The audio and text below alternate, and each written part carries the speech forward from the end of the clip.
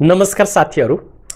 आज भाद्र 10 गते आइतबारको नेप्सीको अपडेट र तपाईहरुको अनुरोधमा रादी विद्युत कम्पनी लिमिटेडको फन्डामेन्टल एन्ड टेक्निकल एनालाइसिससँग सम्बन्धित भिडियो लिएर तपाईहरु समक्ष उपस्थित भइसकेको छु र हाम्रो यो इष्टगुरु युट्युब च्यानलमा तपाईहरुलाई हार्दिक स्वागत गर्न चाहन्छु। आज पनि बजार करिब 21 अङ्कले घट्दै 2000 को मनोवैज्ञानिक रेखालाई तोड्दै तलतिर गएर बन्द भएको छ र कारोबार पनि निरन्तर रूपमा खोम्चदै गइराखेको छ। यस्तो बोनसको सिजनको समयमा पनि किन लगानीकर्ताको मनोबल निरन्तर रूपमा खस्किराखेको छ? के छ बजारमा अहिले फन्डा बजार घट्नुका कारणहरू के हुन सक्छन् भन्ने बारेमा आजको भिडियोमा चर्चा गर्नुको साथै रादी जलविद्युत कम्पनी लिमिटेडलाई फोर्थ क्वार्टरको रिपोर्टको आधारमा यसको फन्डामेन्टल अवस्था कस्तो छ र विभिन्न टेक्निकल टुल्सबाट विश्लेषण गर्दा बाई सेल होल्ड कुन अवस्थामा छ भन्ने बारेमा पनि चर्चा गर्नेछौँ। र शेयर बजार भनेको उच्च जोखिमको क्षेत्र हो, जुन क्षेत्रमा तपाईहरु नबुझिकिन नसिकिकिन लहिलहीमा लागेर सामाजिक सञ्जालका कुरा सुनेर हाम फाल्दै हुनुहुन्छ भने यसले डुबाउँछ। त्यसकारण सिकेर बुझेर अध्ययन गरेर मात्रै लगानी गर्ने बानीको विकास गर्नुस् भन्दै अब म तपाईहरुको ध्यान आजको यो भिडियोतर्फ केन्द्रित गर्न चाहन्छु। आजको नेप्सीलाई यो मेरो लगानीको फेयर इन ग्रिड मिटरबाट लगानीकर्ताको सेन्टिमेन्टलाई हेर्दाखेरि निरन्तर रूपमा सेन्टिमेन्ट घटिराखेको छ। आजको यो सुईको सेन्टिमेन्ट 44.06 मा आइपुगेको छ। न्युट्रलबाट फेयरमै जाने जस्तो अवस्था यहाँ देखिराखेको छ। यस्तो अवस्था सेन्टिमेन्टमा देखिन्छ भने आजको बजार नेप्सी 2000 को मनोवैज्ञानिक रेखालाई तोड्दै 1993.13 सम्म पुगेर बन्द भएको छ। -1.03% ले बजार घटेको छ। सबै सब इन्डेक्स पनि घटेका छन्। सेक्टर पनि पुरै राताममै छन् र सबभन्दा बढी घट्ने सेक्टरमा आज हाइड्रो पावर सेक्टर रहेछ। 1.79% ले घटेको रहेछ भने होटल एन्ड टुरिज्म त्यसपछि अदर सेक्टर घट्ने सेक्टरमा रहेछन् भने यो एउटा हाइड्रो यो पुथेली भन्ने हाइड्रो पावर निरन्तर रूपमा सर्किट हान्दै 771 सम्म पुगेको छ। लगायतका कम्पनीहरू आजको दिनमा टप गेनरमा रहेछन् भने टप लुजरमा यस्ता प्रकारका कम्पनीहरू छन्। आज टप टर्नओभरमा एसियन लाइफ इन्स्योरेन्स, आइएलआई, सोल्टी, यो घोराई लगायतका कम्पनीहरू टप टर्नओभरमा रहँदा टप सेक्टरमा आज पनि commercial bank, life insurance, hydro power लगायतका सेक्टरहरू टप सेक्टरमा रहेछन् भन्ने कुराको जानकारी गराइसकेपछि उत्कृष्ट 10 वटा ब्रोकरको बाई र सेलको अवस्थालाई हेर्दाखेरि आज 17 नम्बर ब्रोकर लिडिङ नम्बर 1 ब्रोकरमा परेको रहेछ। यसको चाहिँ आक्रामक सेलिङ देखियो। 1,64,38,942 रुपियाँको पर्चेस गर्दै गर्दा 11,36,42,390 को यसले बेचेको छ। आक्रामक यसको सेलिङ देखियो। टर्नओभर भर्सेस मार्केटमा यसको मात्रै हिस्सा 10.30 छ भने 44 को बाइङ छ, 45 को बाइङ छ, 49 को सेलिङ छ, 34 को बाइङ छ, 58 को सेलिङ छ, 38 को सेलिङ छ, 42 को बाइङ छ, 62 को सेलिङ छ, 28 को बाइङ छ। यसरी 10 वटा ब्रोकरमा 1 2 3 4 5 वटा ब्रोकरको बाइङ प्रेसर रहँदा बाँकी 5 वटा ब्रोकरको सेलिङ प्रेसर रहेको कुरा यो ब्रोकर फ्लोरसिट एनालाइसिसबाट तपाईलाई जानकारी गराइसकेपछि अब बजारलाई यो प्राइस एक्सनबाट विश्लेषण गर्दा आज पनि बजारमा बेरिस मरुबुजुक क्यान्डल बनेर एउटा जुन मनोवैज्ञानिक रेखा थियो 2000 को लाइन, त्यो लाइनलाई तोड्दै बजार चाहिँ 1900 कतिमा आएर बन्द भयो भन्दा 93.38 20.55 अङ्कले घट्दै बजार बन्द दिएको छ। र आजको हाई 2015.58 सम्म पुगेको थियो भने ओपनिङ 2014.20 थियो र लो 1989.42 सम्म झरेको रहेछ। यस्तो अवस्था देखिन्छ र अब हामीले तपाईहरुलाई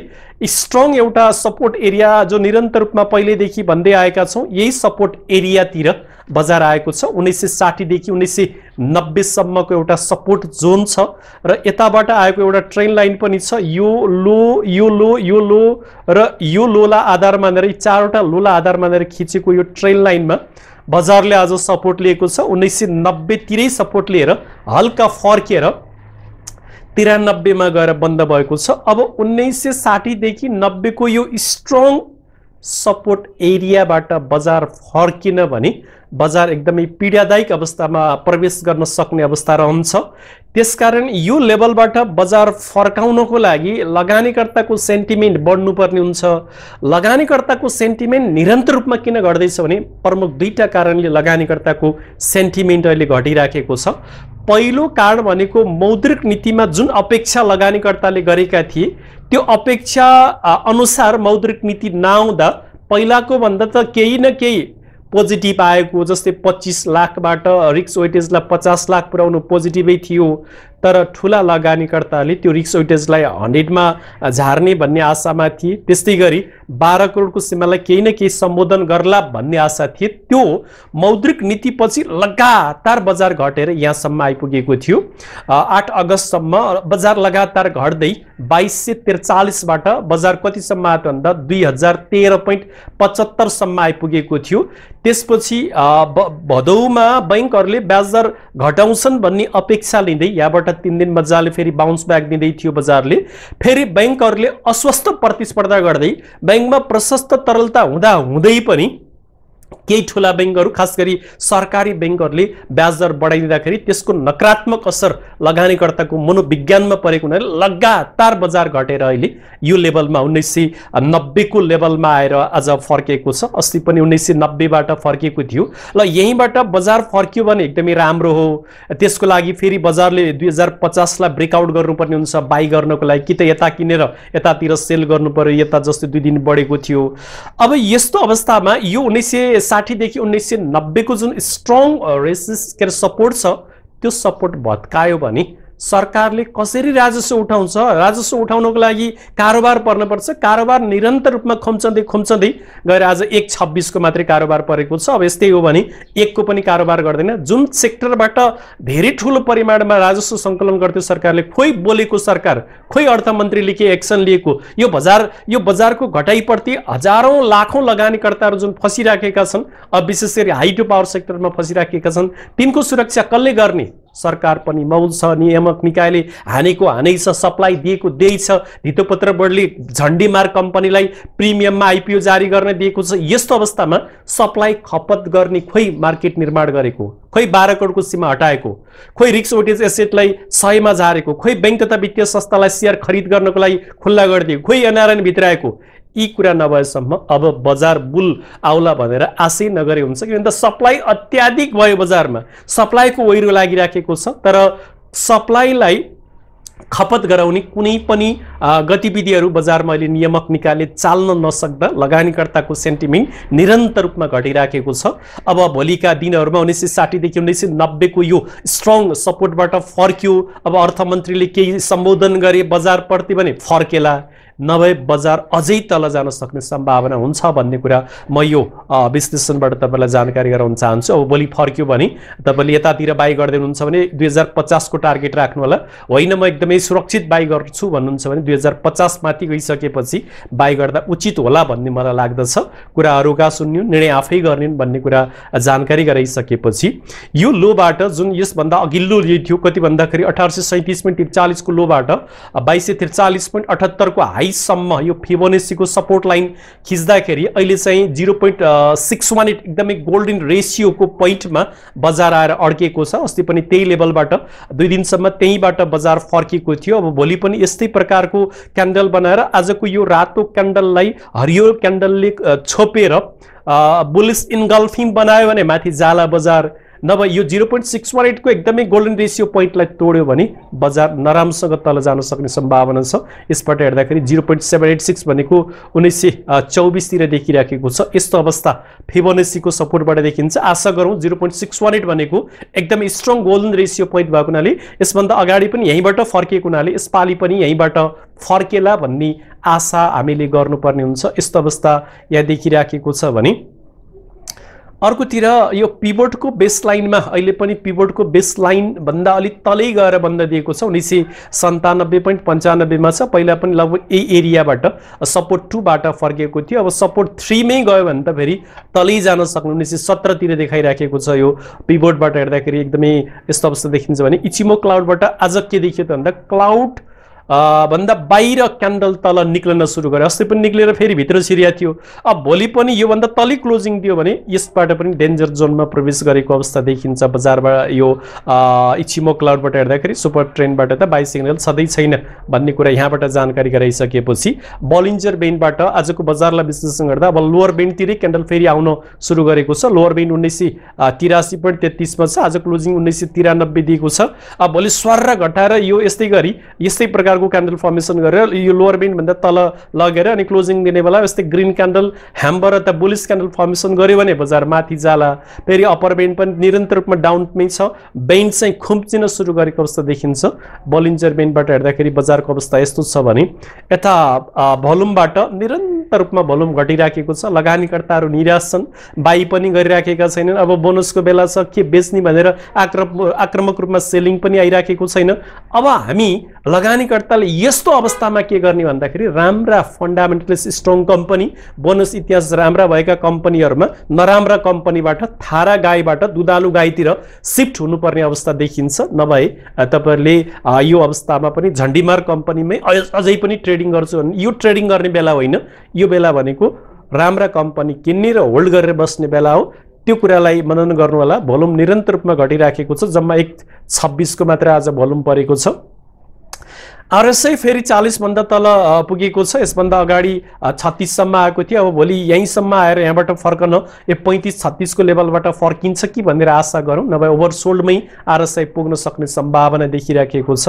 अब भोलि यही पहिलाको लो कतिसम्म आएको रहेछ, पहिला 37 सम्म, त्यस पछाडि 36 सम्म र आज 38.90 सम्म आएको छ। आरएसआईले 35 को लेभलबाट बाउन्स ब्याक दिन्छ कि भन्ने आशा गरौँ भने यता एउटा पोजिटिभ कुरा के छ भन्दा बजार निरन्तर रूपमा घटिराखेको छ, तर यो मनी फ्लो इन्डेक्स जुन छ नि त्यो निरन्तर रूपमा बढिराखेको छ। यस्तो लेभलमा आएर कतिसम्म आएको थियो भन्दा 27 मा आएर अहिले 54 सम्म पुगेको छ। यसबाट के बजारमा भित्रभित्र एक्युमुलेसन चलिराखेको हो कि किन मनी फ्लो बजार घट्दा पनि मनी फ्लो इन्डेक्स किन बढिराखेको छ भन्ने कुरामा पनि एकदमै सशंकित हुनु होला तपाईहरु। बजारमा अहिले किन्ने बेला हो, किन भन्दा बोनसको सिजन हो, राम्रा फन्डामेन्टल स्टकहरु किनेर एक्युमुलेसन पो गरिदै छ कि झन्डीमार कम्पनीबाट राम्रा कम्पनीमा शिफ्ट पो हुँदै छ कि भन्ने कुरा पनि यो मनी फ्लो इन्डेक्सले संकेत गरिराखेको छ भन्ने जानकारी गराउँदै मैले तपाईहरुको अनुरोधमा यो रादी विद्युत कम्पनीको फन्डामेन्टल एन्ड टेक्निकल एनालाइसिससँग सम्बन्धित भिडियो प्रस्तुत गर्ने बाचा गरेको थियो। पेड अफ क्यापिटलले 159.28% ले वृद्धि गर्दै 1 अरब 67 करोड 1 अरब 67 को 59,79,80,000 रहेछ। रिजर्भ एन्ड सरप्लसमा आक्रामक वृद्धि गरेको रहेछ, 157.62% ले वृद्धि गरेर 34 करोड 43,19,000 पुर्याउन सफल भएको रहेछ। हामीले हेर्नुपर्ने एउटा महत्त्वपूर्ण इन्डिकेटर यो हो भने ब्रोइङमा चाहिँ डिक्लाइन देखियो, राम्रो पक्ष हो।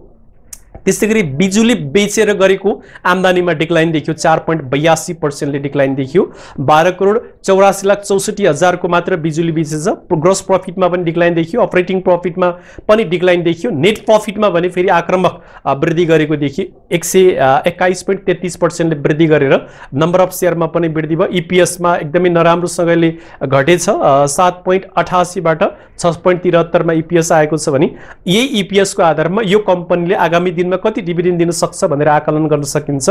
यसले म्याक्सिमम डिभिडेन्ड दियो भने 7% सम्म डिभिडेन्ड दिँदो रहेछ। बुक भ्यालु 120.54 मा यसमा पनि डिक्लाइन देखियो। रिटर्न अन इक्विटीमा पनि डिक्लाइन देखियो, 5.58 देखियो। यसरी नेट प्रॉफिट बाहेक अरु सबै इन्डिकेटरमा डिक्लाइन देखिनु भनेको यसले बिजुली बेचेर कमाएको होइन। यो नेट प्रॉफिट अन्य नन अपरेटिङ प्रॉफिटबाट यसले गरेको जस्तो देखिन्छ। किन भन्दा रेभेन्यू फ्रम यहाँ अघि नै आयो, रेभेन्यूमा 4.82% ले डिक्लाइन हुनु भनेको यसको अपरेटिङ बिजनेसबाट यसको प्रॉफिट बढेको होइन भन्ने कुरा बुझ्नु होला। तर रिजर्भ एन्ड सरप्लसमा राम्रो वृद्धि गरेको छ भन्ने कुरा यो फन्डामेन्टलबाट यो रादीको जानकारी गराउन चाहे भने अब टेक्निकलबाट हेर्दाखेरि यो रादी विद्युत हाइड्रो पावर कम्पनी लिमिटेडलाई यो फिबोनाचीको यो हाईबाट यो लो सम्म तानेर हेर्दाखेरि अहिले नन ट्रेडिङ जोनमा छ। यो जोन पार गरेर माथितिर गयो भने मात्रै तपाईले बाइ गर्न सक्नुहुन्छ। जुन 2019 0.71 यसको 0.236 को लाइन रहेछ। यो लाइन क्रस गरेर माथि बुलिश क्यान्डल सहित क्लोजिङ दिनु पर्यो।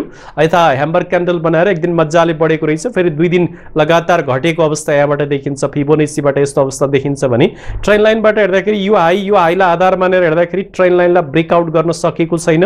इन्ट्राडेमा ब्रेकआउट गरे पनि क्लोजिङ दिने बेलामा तले आइराखेको छ।